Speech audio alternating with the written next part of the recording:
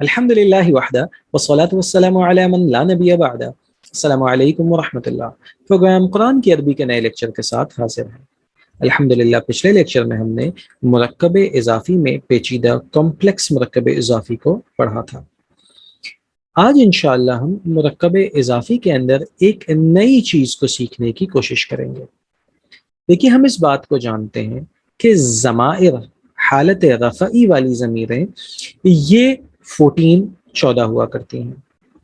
حالت رفعی کی ضمیریں ہم آپ کو یاد ہوگا پڑھ چکے ہیں۔ اس کے اندر ہم نے جو ضمائر پڑھی تھیں وہ غائب کی، حاضر کی اور متکلم کی پڑھی تھیں۔ یوں ہی غائب کے اندر مذکر مؤنث، حاضر میں مذکر مؤنث اور متکلم میں مذکر مؤنث کی ضمیروں کو پڑھا۔ یوں ہی ہم نے واحد مثنیٰ اور جمع کے اعتبار سے بھی ان ضمائر کو پڑھا تھا۔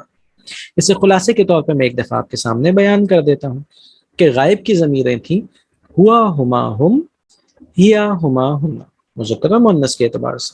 پھر حاضر کی ہم نے پڑھی تھی انتا، انتما، انتم، انتی، انتما، انتن، یہ بھی مذکر و مؤنث کے اعتبار سے، یہ واحد مثنیٰ اور جمع کے اعتبار سے۔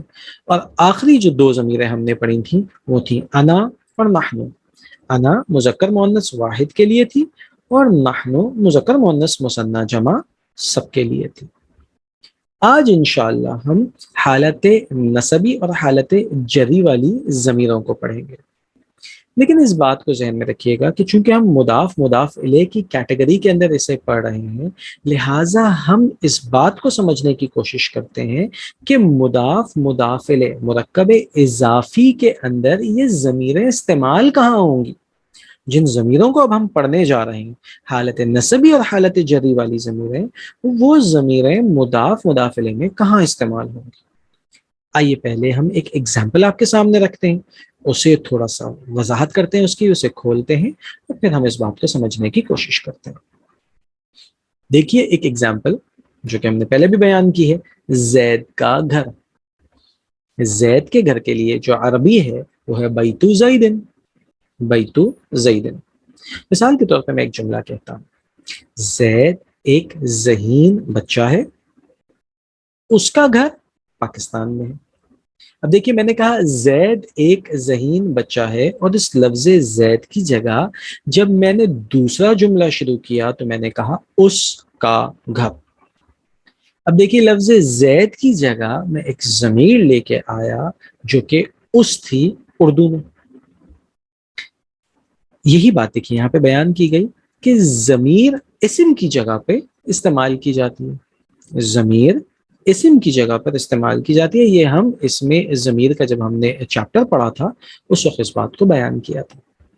لہٰذا اردو میں اس کا گھر، تو یہ لفظ اس ضمیر ہے۔ یوں ہی اگر آپ انگلش میں دیکھیں گے تو آپ کہیں گے his house۔ یہ his house میں جو لفظ his ہے، ورڈ his ہے، یہ ضمیر ہے۔ مرکب اضافی میں یہ ضمیر مضاف الیہ کی جگہ پر استعمال ہوگی۔ دیکھیے جیسے لفظ یہ جو مرکب ہے زید کا گھر، اس کے اندر بیتو زیدن ہے نا، تو بیتو زیدن میں جو زید کا لفظ موجود ہے یہ مضاف الیہ، ہم جانتے ہیں بیت مضاف ہے اور زیدن مضاف الیہ ہے، تو جو ضمیر اب استعمال ہوگی وہ لفظ زید کی جگہ پر استعمال ہوگی، لفظ زید کی جگہ پر استعمال ہوگی۔ اور ہم جانتے ہیں کہ اس والے مرکب کے اندر، اس کمبینیشن کے اندر زید مضاف الیہ بن رہا ہے۔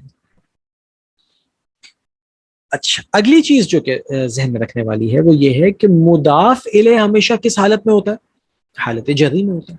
مضاف الیہ ہمیشہ حالت جری میں ہوتا ہے، اور ہم نے ابھی تک جو ضمیریں پڑھی ہیں وہ تو حالت رفعی والی پڑھی ہیں، لہٰذا اب ضروری ہے کہ ہم حالت جری والی ضمیریں بھی پڑھیں۔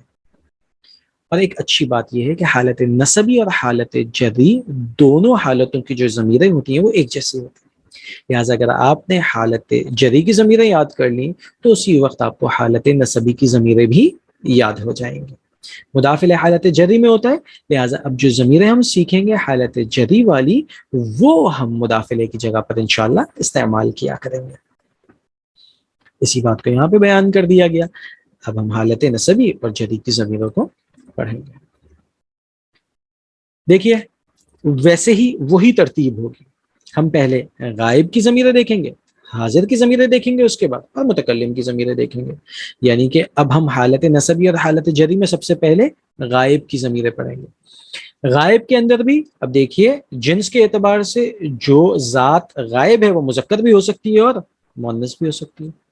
یوں ہی جو ذات غائب ہے وہ مذکر بھی ہو سکتی ہے، واحد بھی ہو سکتی ہیں، مثنیٰ بھی ہو سکتی ہیں یعنی کہ دو بھی ہو سکتی ہیں، اور جمع بھی ہو سکتی ہیں، دو سے زیادہ بھی ہو سکتی ہیں.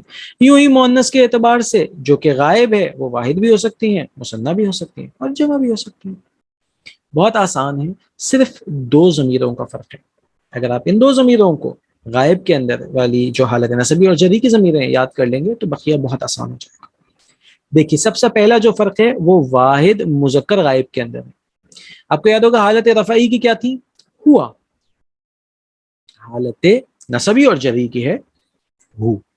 معنی ایک ہی ہے، معنی میں تبدیلی نہیں آ رہی. وہ ایک مرد یا وہ ایک مذکر ہے، وہ ایک مذکر، وہ کا معنی ہی ہے، لیکن لفظ تبدیل ہو گیا ہے. پہلے تھا ہوا، اب ضمیر ہے ہو. حالت نسبی اور جری کی ضمیر ہے ہو، وہ. مثنیٰ ہما، جمع ہم. ہو ہما ہم، ہو ہما ہم. یہ ہم حالت نسبی اور حالت جری والی ضمیریں کر رہے ہیں، انہیں یاد رکھیے گا. مؤنث کے لیے ہا. آپ کو یاد ہوگا حالت رفعی کا کیا تھا؟ ہیا. ہوا ہما ہم، ہیا ہما ہننا ہوا کرتا تھا. لیکن حالت نسبی اور حالت جری میں ہو ہما ہم، ہا ہما ہننا. ہو ہما ہم، ہا ہما ہننا. ہو ہما ہم، ہا ہما ہننا. اب این ممکن ہے کہ آپ کے ذہن میں پھر وہی سوال آئے کہ مثنیٰ اور جمع کی ضمیریں تو کوئی تبدیل نہیں ہو رہی، تو ہمیں کیسے پتا چلے گا؟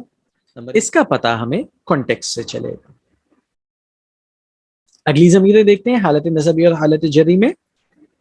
حاضر کے اعتبار سے وہی جنس مذکر مؤنث، واحد مثنیٰ اور جمع. آپ کو یاد ہوگا حالت رفعی میں تھا انتا انتما انتم، انتی انتما انتن. یہاں پر دیکھیے کا کما کم، کا مذکر کے لیے، ایک کے لیے واحد کے لیے، اور حاضر کے لیے تم. دیکھیے معنی تبدیل نہیں ہو رہا. ایسے ہی مثنیٰ کے لیے کما تم دونوں، مذکر مثنیٰ. ایسے ہی کم دیکھیے مذکر کے لیے جمع کا کما کم. مؤنث کے لیے کی کما کننا. مثنیٰ کے اندر کوئی تبدیلی نہیں ہے، کما آپ نے ایک کے لیے یاد کر لیا تو دونوں کے لیے یاد ہو گیا. کا کما کم، کی کما کننا. معنی میں کوئی تبدیلی نہیں آ رہی. کا کما کم، کی کما کننا. ہو ہما ہم، ہا ہما ہننا غائب کی ضمیر ہے. کا کما کم، کی کما کننا حاضر کی ضمیر ہے. اور یہ ساری کی ساری حالت نسبی میں اور یا حالت جری میں. آخر میں متکلم رہ گیا. اچھا یہ بات بھی ذہن میں رکھیے گا، غائب تھرڈ پرسن، حاضر سیکنڈ پرسن، اور متکلم فرسٹ پرسن. اب ہم فرسٹ پرسن کی ضمیریں، متکلم کی ضمیریں دیکھ رہے ہیں. وہی جنس مذکر مؤنث کے اعتبار سے، وہی واحد مثنیٰ اور جمع کے اعتبار سے. اس کے اندر بھی بالکل ویسے ہی ہے کہ واحد مذکر مؤنث کے لیے ایک ہی ہے اور وہ ہے یا، جسے ہم چھوٹی یا کہتے ہیں یا. اب یہ یا تو کبھی زبر کے ساتھ ہمیں دکھے گی یا کبھی ہمیں جزم کے ساتھ ساکن دکھے گی. اس کا معنی بھی وہی ہے میں. حالت رفعی میں کیا تھا؟ انا. حالت نسبی اور جری میں کیا ہے؟ یا. اور یہ یا کبھی جزم کے ساتھ، کبھی ساکن، اور کبھی زبر کے ساتھ. اور مثنیٰ اور جمع مذکر مؤنث کے لیے نا، نون الف زبر نا. اب دیکھیے یہ نا حالت نسبی اور حالت جری کی ضمیر ہے، اس کا مطلب ہے ہم سب. اور وہاں پہ حالت رفعی میں کیا تھا؟ نحن. اور یہاں پہ کیا ہے؟ نا. اب ہم ان ضمیروں کو ایک دفعہ ریویژن کر لیں، اس کو سمری کے طور پہ بیان کر دیتے ہیں تو انشاءاللہ آپ کو یاد کرنا آسان ہو جائے گا. ہو ہما ہم، ہا ہما ہننا غائب کے لیے، کا کما کم، کی کما کننا حاضر کے لیے، یا زبر کے ساتھ یا جزم کے ساتھ، اور نا متکلم کے لیے. آخری بات جو کہ آپ نے یاد رکھنی ہے، یہ ضمیریں جو حالت نسبی اور حالت جری والی ضمیریں، یہ ضمیریں ہمیشہ متصل آتی ہیں. متصل کا مطلب ملی ہوئی آتی ہیں, جڑ کے آتی ہیں, یعنی کہ یہ ضمیریں ہمیشہ کسی نہ کسی اسم کے ساتھ مل کر آئیں گی, جڑ کر آئیں گی, اس کے ساتھ اٹیچ ہو کے آئیں گی. تو یہ اٹیچڈ ضمیریں ہوا کرتی ہیں, یہ متصل ضمیریں ہوا کرتی ہیں. یاد رکھیے گا حالت نسبی اور حالت جدی کی ضمیریں یہ متصل ضمیریں ہوا کرتی ہیں, یہ اٹیچڈ ضمیریں ہوا کرتی ہیں, یہ اسم کے ساتھ مل کر جڑ کر آتی ہیں. اس بنا پر انہیں جاننا اور آسان ہو جاتا ہے. آج کے لیے بس اتنا ہی. انشاءاللہ نیکسٹ لیکچر میں ہم ان ضمائر کو استعمال کریں گے, مضاف الیہ کی جگہ پہ رکھیں گے, اور آپ کو بتائیں گے کہ کس طریقے سے مضاف الیہ کا کمبینیشن ضمائر کے ساتھ بھی استعمال ہوتا ہے. السلام علیکم ورحمۃ اللہ وبرکاتہ.